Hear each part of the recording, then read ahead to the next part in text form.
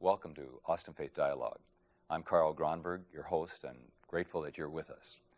I was doing devotional time today, and the writer of the devotion introduced me to a woman of faith, a woman named Beulah, a woman who lives out her faith by taking tapes from worship services to those who cannot attend the community of faith she belongs to. That's what I want to invite you to visit with me about today. We're going to talk in Austin Faith Dialogue about women. That's an intriguing topic. But women of faith, women who share their faith and make a difference in our lives.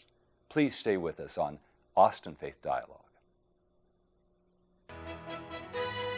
Austin Faith Dialogue, at the crossroads of religion and life. A series highlighting the cultural and social interactions between the worshiping and religious communities in and around the capital city. Austin Faith Dialogue is brought to you by the Austin Metropolitan Ministries in cooperation with KXAN. Join us now in Austin Faith Dialogue.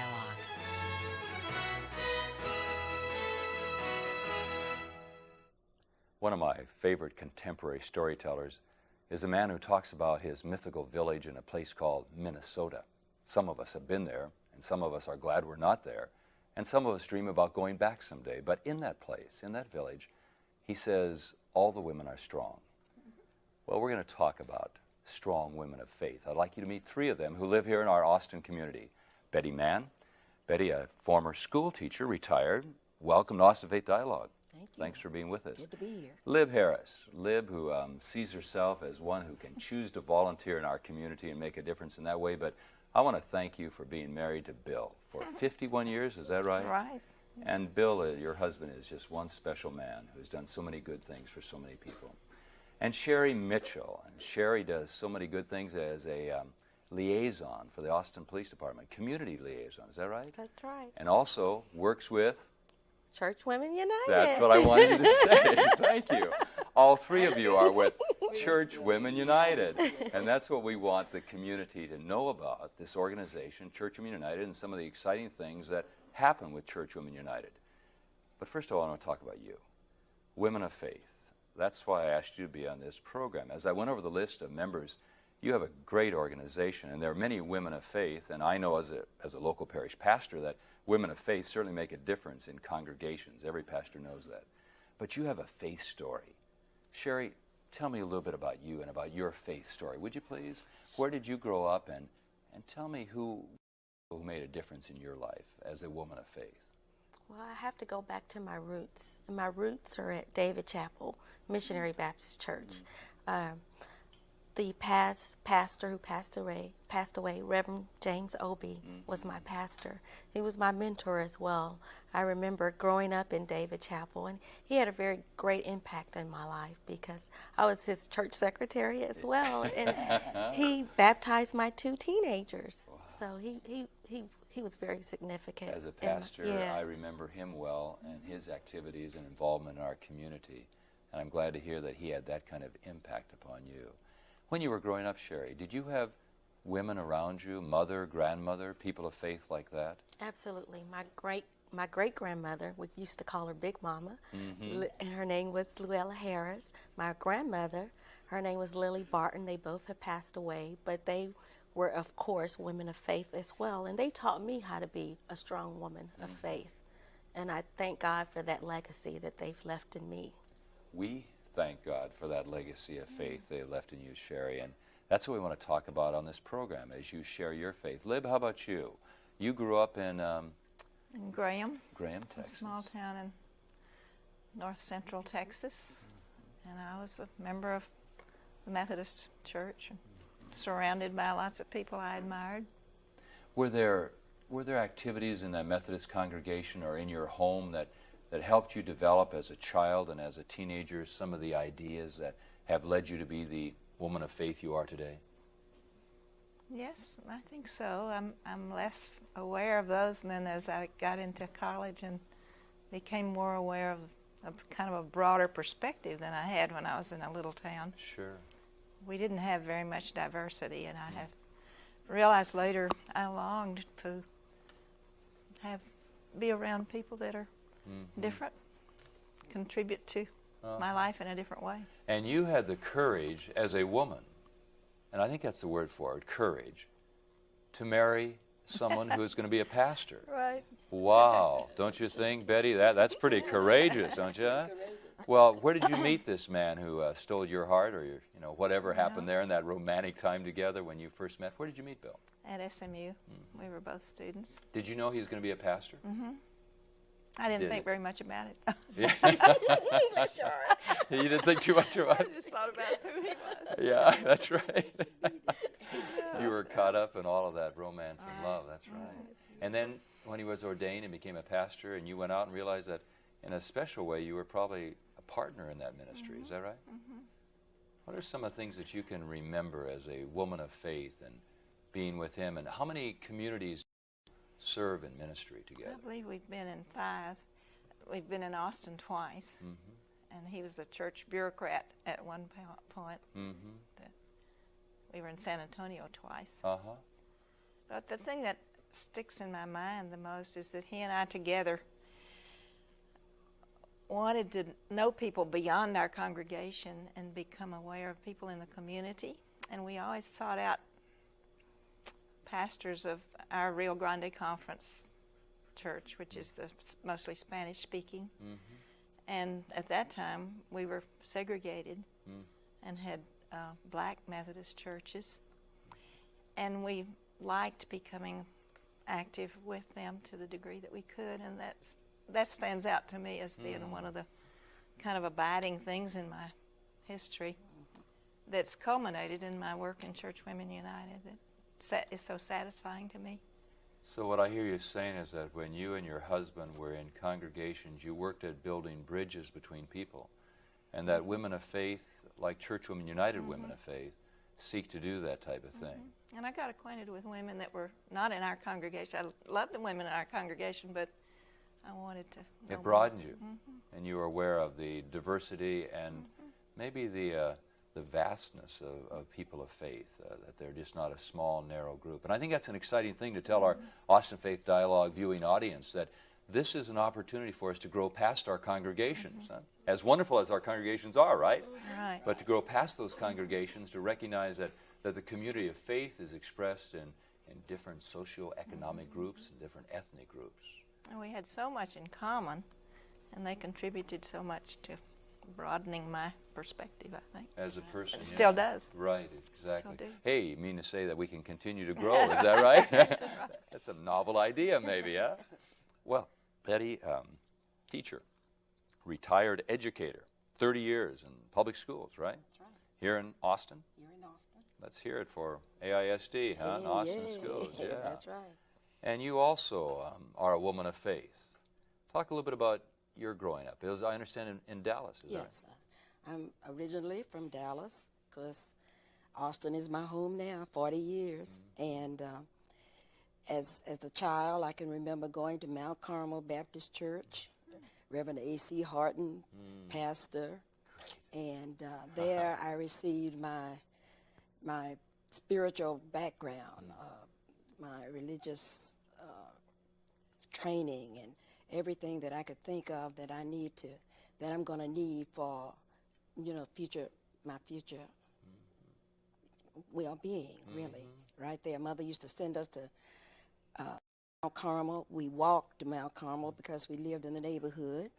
I like that, And, what you just said. Mother used to send us. Yes, Again, yes, that that's right. woman of faith That who's there woman of saying, faith, that's right. daughter, you're going to go. That's Because right. I remember my mother, Esther, Miriam, Victoria, Peterson, Gronberg. There was never a question. quite a That name, old didn't it? Swedes, they put their long names on everybody. And there was no question but that we were going to go to worship. There was no question we were going to pray and have devotions. There was no question about that. Was just a part of who we were as people. And your mama, evidently the same way. Daughter, you're going to go to school and you're going to go to church Absolutely. and you're going to worship. They say that parents should should bring their children to church, but Mother couldn't bring us because she was so busy having other children and trying to keep the family together and all. But she sent me and my brother to church. And then as the little ones came up, she'd send them all. And then she finally came, and then we'd all be one family at church. And after that, when I came to Austin, I joined the Olivet Baptist Church. And Pastor Kennedy Young is our pastor now. But your mother was a strong woman of faith, and she Strong expected you to be a part of all of that. Oh, yes. Oh, yes. We have a celebration in May that Church Women United, Sherry, and you're a part of this. All three of you are a part of this. It's called Valiant Women. Is that right? Valiant Women. And through the years, there have been a number of valiant women that Church Women United have recognized, right? Lib, you were one of those. Ethel Hull of our congregation was a valiant woman in 1996. And what does it mean to be a valiant woman of faith? How would you define that? Lib, what would you say? A woman who's caring and whose faith has made a difference in the community and in the strengthening the what we call a visible ecumenical witness of Church Women United has made a difference in our In the work community and in the local congregation and in Church Women United. Sherry, you're kind of the one of the coordinators of this, is that correct? That's right. And I'm the what evening chair. Yeah, what does that mean to you as a young Christian woman? What does it mean to be a valiant woman of faith? Well, it's a large task because I consider it a great honor to be recognized as a valiant woman. To me, that just encompasses so much. So we're still trying to grow up to that level. But I can say that it's a wide variety of things. What's exciting for me is to see women of all interdenominations, all ethnicities come together for the same cause, the same purpose, because there's so much energy and we have so much to learn from each other. So it's fun for me. And my challenge is to bring more younger women into Church Women United. And for younger women who are watching this program, that's what we're hoping will happen. Realize that here is a way, if they want to be around a community of women who are dealing with the issues of life. You mentioned something about we're growing into this being valiant women, that it's a process. Is that correct? Because they have so much to offer. We all have so much to offer, but we can't get that if we're sitting at home or doing other things. We need to come together, be connected one with the other, and learn from all of our different varieties of skills that we have.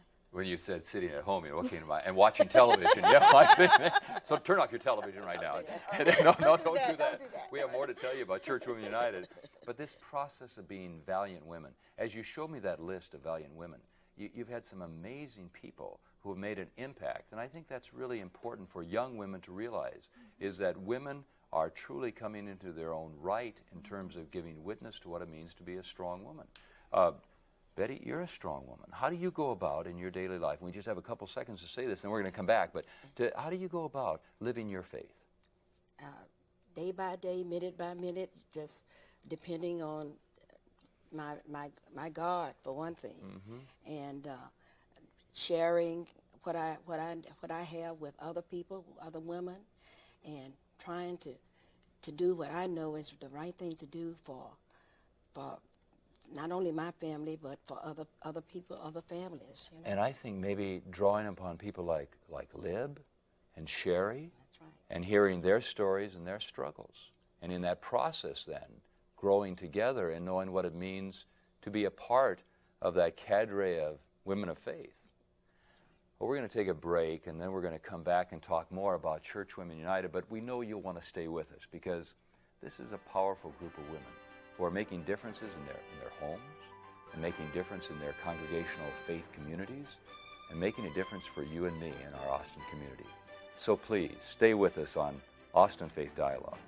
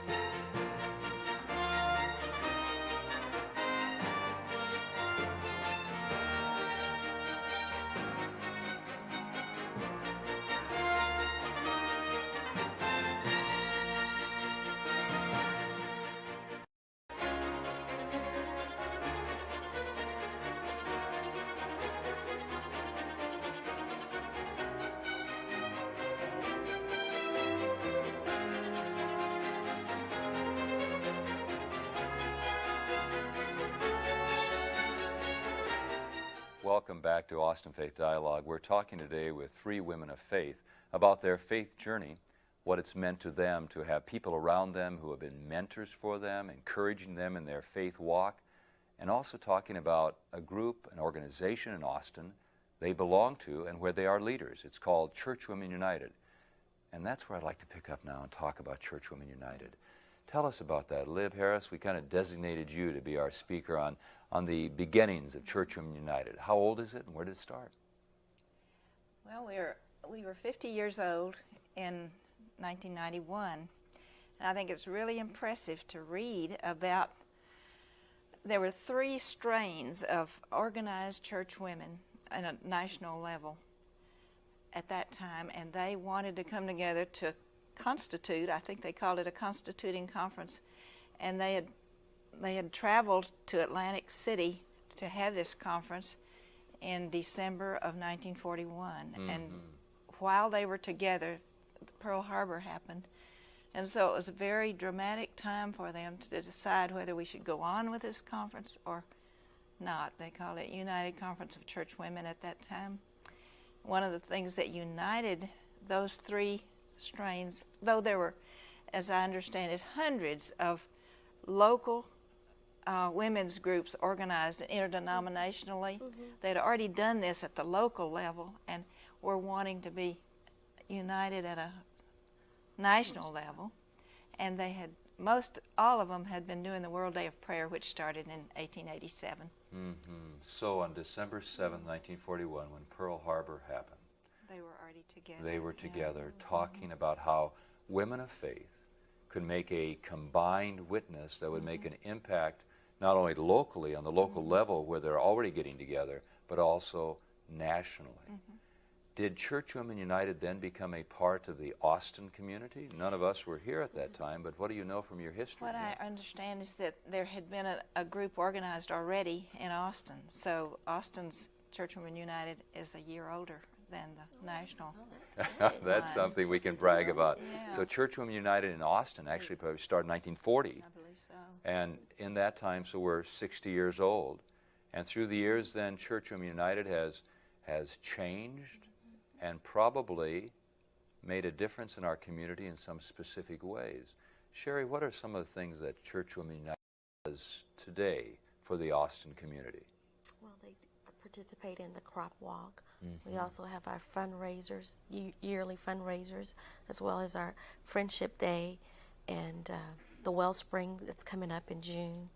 Wellspring there's is some a Bible others. study, is that correct? Is Yes, there- yes, it's going to take place on June the 3rd at Mount Olive. Is it Olivet Baptist Church? It's Ebenezer, I believe. Ebenezer. 1010 East 10th Street. Thank you. 1010 Good. East Thank 10th Street. That's Yeah, good to Ebenezer. remember. And that congregation has certainly made an impact Yeah. upon this community. They are very strong. And we also have the prison ministry. Okay, tell us about the prison ministry, Betty. What do they do? Well, we go to the prison, to the women's prison in Dale Valley, and minister to them. We carry the celebration, the same celebration program that we have, you know, in the city, to the prison, and except it's moderated somewhat because the ladies like to sing, and we have songs and where someone to play, and then we have the program, and then after that we have scripture and Bible lesson, more or less, and it's very, very rewarding to me.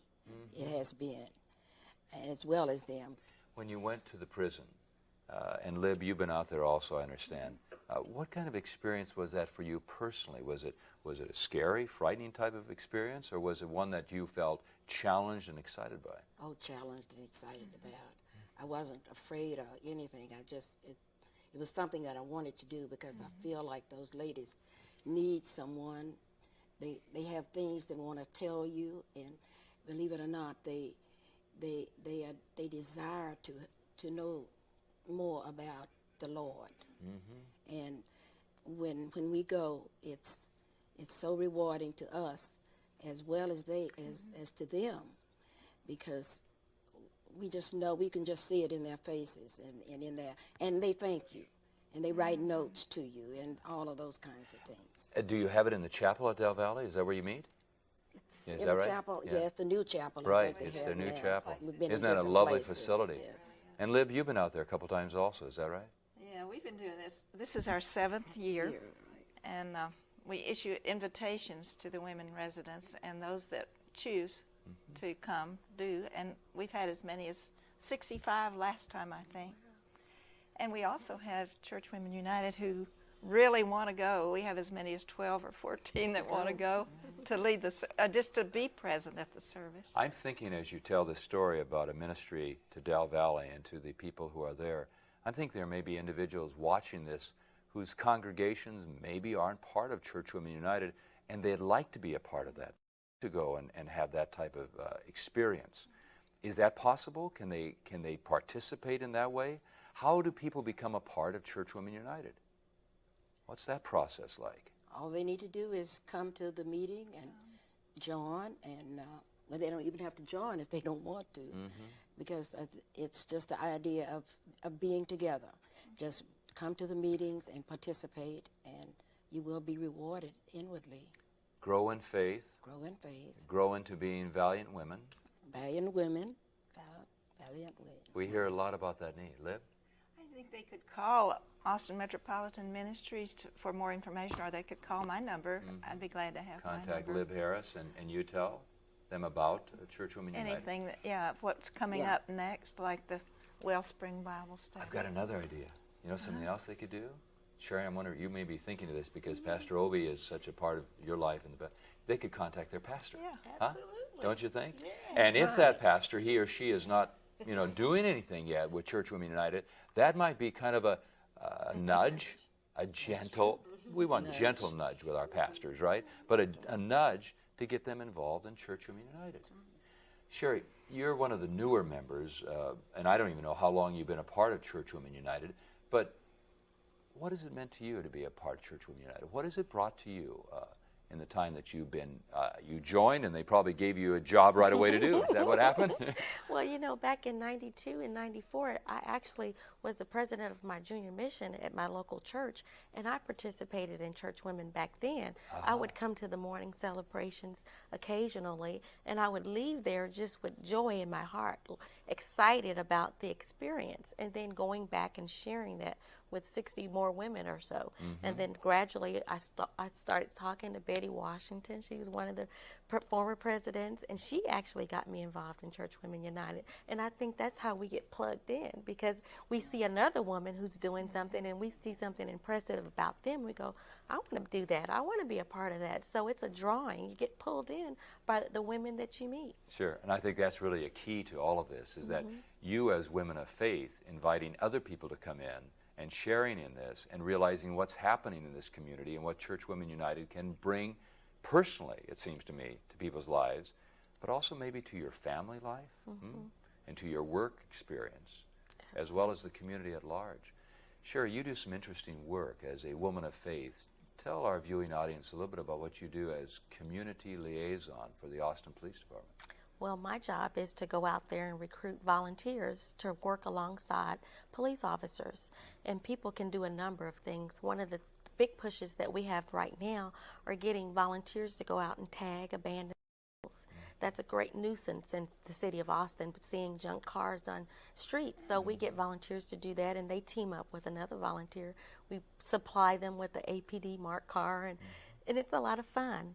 Another way they can participate is going out and giving tickets to people who park illegally in those disabled spaces, which is a real big push. Now, that we're these trying to do volunteers that. can go and do that themselves, is that correct? They go through our training, and of course we give them a ticket book, and they go out randomly and ticket people who You are parked do illegally. give them power then, don't you? Oh, absolutely. And you've been doing this how long? A year, since year. 99, January of 99.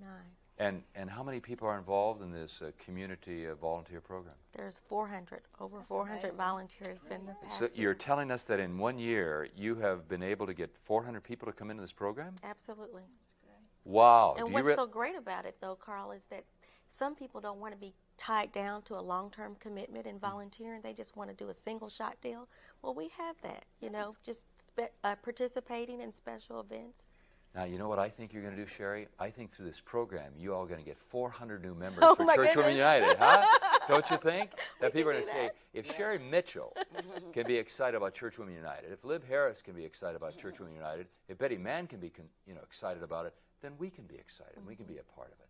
Lib, what is it about Church Women United? You mentioned that as a young person, you wanted to experience more diversity in your life. What is it that Church Women United brings to you?